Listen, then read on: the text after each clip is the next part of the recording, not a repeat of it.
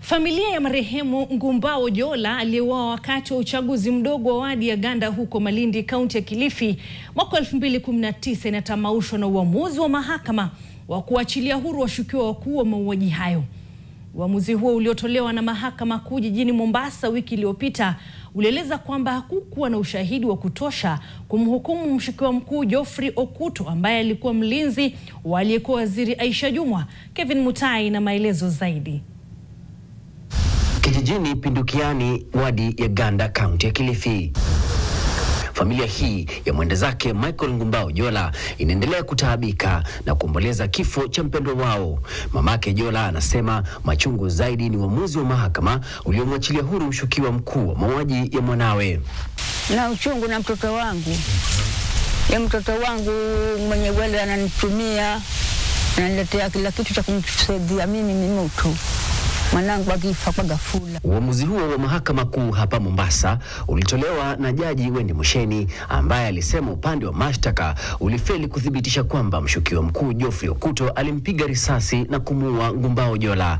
Hii ni baada ya mashahidi 12 kutoa ushahidi wao kotini, mamake akisema hakuna yeyote kati yao aliitwa kutoa ushahidi wao wala hata polisi kuchukua kauli yao licha ya ndugu yake kushuhudia mauaji yake. Yeye alisema kwamba hakuna lolote litokalo kuwa kwa sababu mimi ni serikali kuu.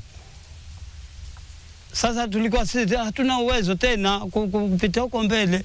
Jola aliuawa mwaka 2019 wakati wa mkutano wa uchaguzi mdogo wa wadi ya Ganda, ikisemekana alikuwa na muunga mkono mpinzani wa mwaniaji aliyepigwa jeki na aliyekuwa waziri Aisha Jumwa. Jumwa aliondolewa shtaka la mauaji hayo mwaka 2022 na ofisi ya ODPP kabla ya kuteuliwa kama waziri.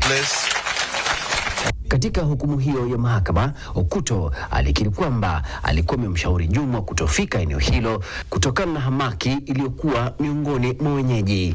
Mana, mwanangu hangu afe, sangwe kuona chochote bule.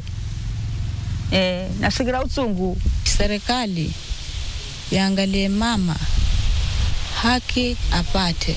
Familia pia inakana madai ya kufidiwa na Jumwa kama ilivyodaiwa. Wanasema hawakufahamishwa kuhusu yaliyojiri mahakamani wala kuwa na uwezo wa kufika kila kesi ilipokuwa ikisikizwa kutokana na hali yao ya uchochole. Nilisikia kuna Aisha Jumwa alikuja, alitafuta familia, akakaa naye, familia akaongea nayo, lakini sisi ndio wenye familia. Familia ya Ngumbao Jola ingali inaishi kwa mahangaiko pamoja na machungu ya kumpoteza mwana wao, ila tu ina matumaini kwamba ofisi ya ODPP itaweza kupata mwafaka katika mahakama ya rufaa. Kevin Mutai, NTV, katika kaunti ya Mombasa.